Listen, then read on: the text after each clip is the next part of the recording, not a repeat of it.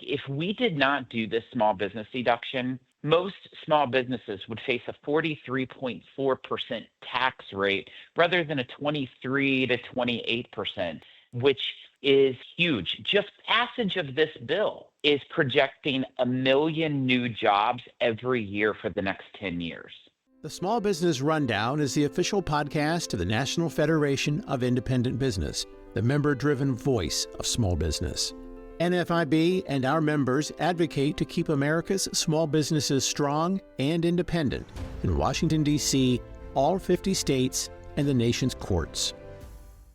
Welcome to the Small Business Rundown, a bi-weekly podcast with information on independent businesses' victories and challenges in Washington, D.C. and state capitals. I'm Adam Temple, NFIB's Senior Vice President of Advocacy.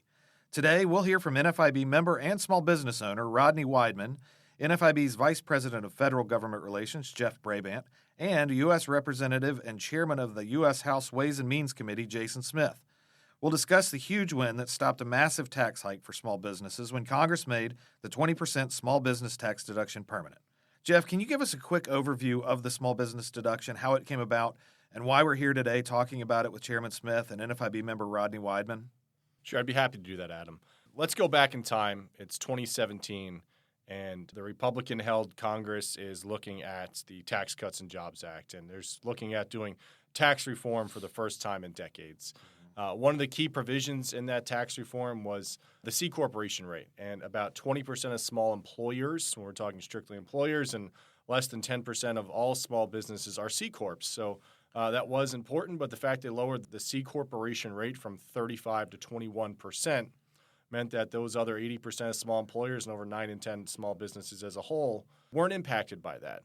But they were impacted by the fact that the individual rates they're paying, the marginal rates that every taxpayer pays, they're called pass-through businesses because their income passes through to their tax returns.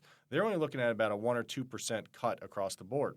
So there was going to be a real concern at that point in 2017 that these small pass-through businesses weren't going to have the same kind of tax cut with big businesses, and they weren't going to be able to be competitive. So what NFIB requested and what Congress eventually came up with was this 20% deduction to get their effective rate much closer to that of the C corporation rate. So they created the 20% small business deduction. The only catch was it was scheduled to expire. It was actually scheduled to expire at the end of this year until Congress came together once again to eventually do this new tax bill where they decided to make the 20% small business tax deduction permanent. Now, this wasn't a given. This took years and years of advocacy to make sure that this became permanent because this was very close to expiring. You recently talked to NFIB member from Missouri, Rodney Wideman, a small business owner, about the impact that this will have on his business. Let's listen to a little bit of that. Rodney, thanks for being here to discuss the importance of this historic tax victory for small business. Yeah, thanks for having me here, Jeff. First, would you start by telling our listeners about your business and what you do? Okay, so my business is called Wideman Pools. I'm a third-generation owner of it. It's been a family business. Started doing swimming pools back in 1980, and we specialize in fiberglass pools, which are a little bit different. They get set into place. They're not so much built on site. They're more transported and set into place. But it's been a great business. We've been doing it for 45 years, and things have been really going great for the last 4 or 5 years. That's great. I'm glad business is going well. So speaking of the business and the impact this big tax bill might have on your business, how does making the 20% small business tax deduction permanent impact the future of your business? It makes a huge impact on our business. Like most business owners, our biggest expense is our tax, honestly, almost more than wages. And just having the certainty of knowing where that is gives us a lot more confidence and insight on how to invest and how to manage things, and also where to keep pricing at for our customers, where to keep wages at for our employees, to stay competitive and have a productive business. That makes a lot of sense. That certainty is something we've been hearing from small businesses time and time again over the years. And what has the small business deduction allowed you to do for your business and employees over the last several years, if you could point to any specific examples? We've actually gained about 5 more employees since the deduction came in. So it's really helped our business grow. We're still a small business. Like I said, it was family. So I actually worked with my mom and dad up until 2018. When they retired, been hiring more people, and having that deduction definitely makes it easier to hire more people. The more income you can keep, the more you can start putting into your business and giving it to the people that work for you as well. So, Rodney, you talked about increasing benefits for employees and attracting better employees.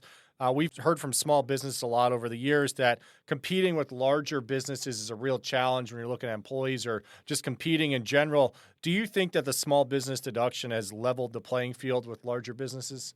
Oh, definitely. Because the large businesses, it was permanently deducted for them. We were the ones that were to reset this year. So we already had a higher effective tax rate than what the bigger businesses do.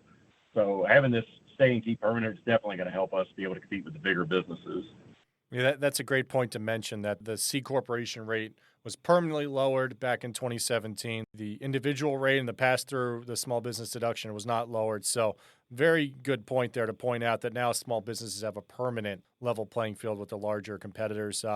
What do you want lawmakers to know about the importance of the small business deduction for your small business specifically? So the deductions, it's huge for us. It's really helped us do a lot of things. We've been able to hire more people. We've been able to offer our employees a lot more. All of our employees have a 401k plan. We have a profit sharing plan with them now that we never had before this. We cover their health insurance 100%. We've been able to really put money back in our business as well. We replaced almost all of our equipment over the last 5 years. Just this week, we put an order in for some new equipment trailers. We're spending a little over $40,000 on equipment trailers here in just the next month. And the trailers we're buying are also coming from small businesses. So it's not just us. We're able to buy other businesses. It's going to have a ripple effect. I'm sure they're buying from other small businesses as well. Those are great examples of things your business was able to purchase because you have more money through the small business deduction, like you said, which has a ripple effect in the economy. So glad that some of those other tax provisions have benefited your business as well. Rodney, when you talk to other small business owners, is there anything you tell them or any advice you give them when speaking out on this issue or speaking to lawmakers about these tax rates and other issues in the tax bill? Yeah, the main thing I tell people is don't be afraid to call your lawmakers. They like to hear what you're saying. I mean, they're essentially working for us. They don't know how this impacts us unless we call and tell them. And you can have a lot of really good productive meetings with them. I know it can be overwhelming. You think it's D.C. or here in Missouri, it's Jefferson City. Are they really going to hear me or pay attention? But they want to hear these stories, and especially a small business. Small business is one of those groups that everybody loves. It doesn't matter if you're right, left, Republican, Democrat. Everybody's usually rooting small business on. So they want to get behind us and help us succeed. The more we can tell them how this affects us, positive or negative, the more they can work in that direction. And they feel good about it, and they know they're going to get more votes by doing it. So I would say reach out if you can. Just introduce yourself, if nothing else, and just mention, hey, these are things that are really helping us right now, or these are some things that are holding us back and keeping us from being able to hire more people or pay better wages.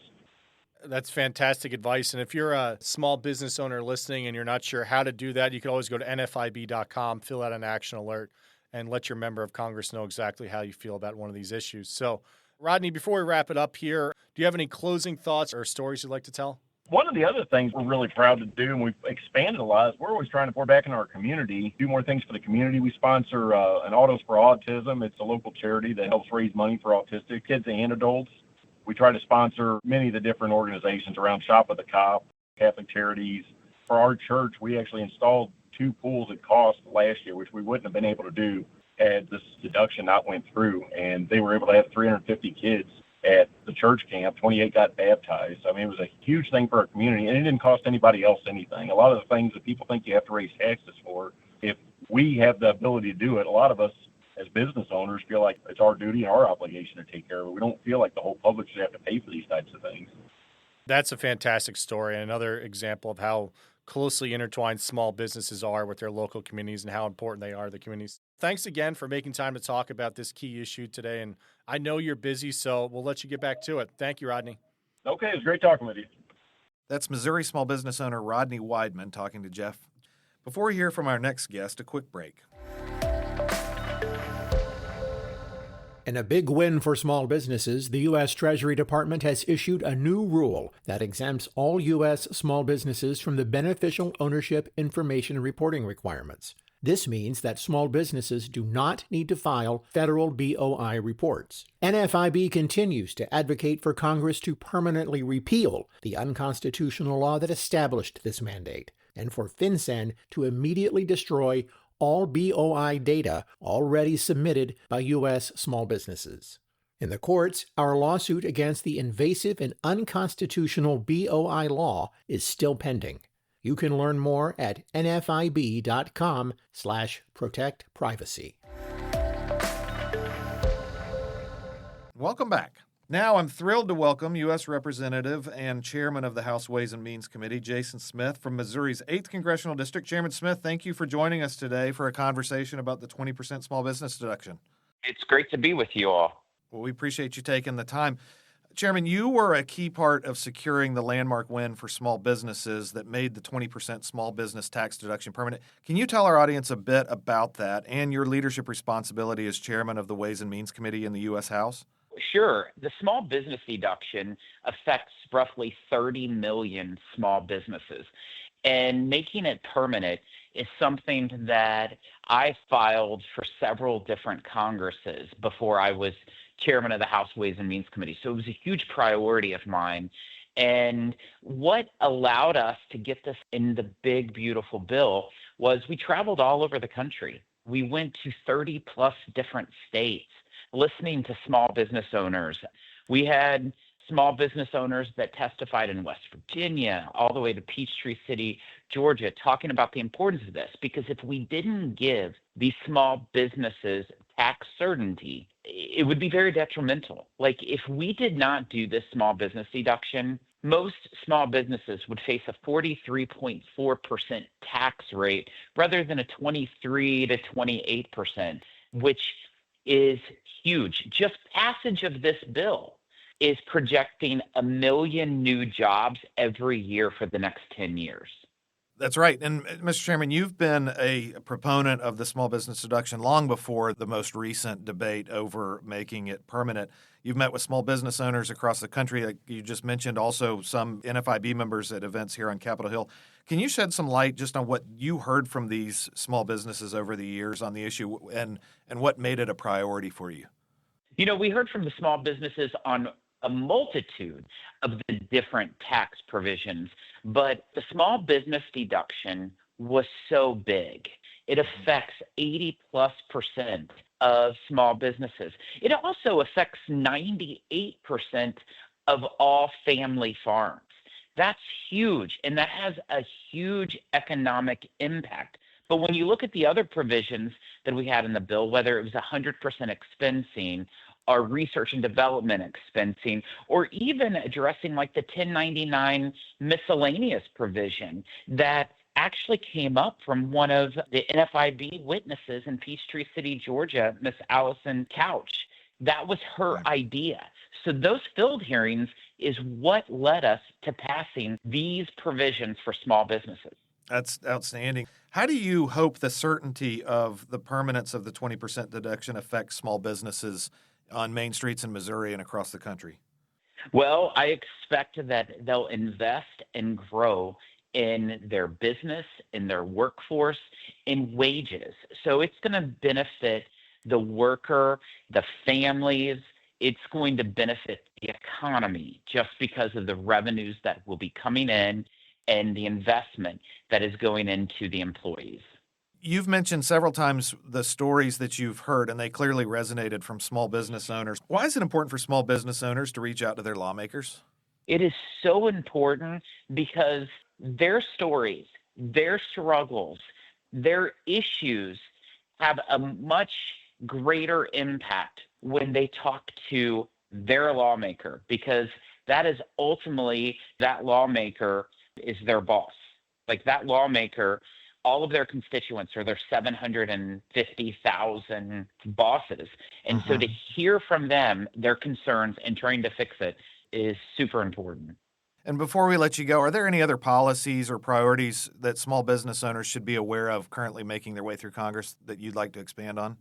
Well, I look at what the president's doing when it comes to creating a very strong economy. He looks at having tax certainty, which we just accomplished that in the passage of this bill. And then also he wants to reduce unnecessary regulations. This is something that he's been working on aggressively. And then he wants trade certainty when it comes to the American manufacturer and the American farmer. And these are things that he's working on that's going through Congress, and we're going to get it all taken care of. And we'll certainly keep a close eye on that. Before we let you go, is there anything else you'd like to add? No, it's great to be with you, but I just encourage your listeners, stay engaged with your lawmakers. Make sure that they hear the issues and the concerns that you have so that those lawmakers will be ready and willing to respond appropriately. All right, Representative Jason Smith, Chairman of the House Ways and Means Committee. Thanks for joining us today. Thanks for having me. As we wrap up today, I want to highlight how crucial it was that tens of thousands of small business owners voiced their concerns in the fight to make the small business tax deduction permanent.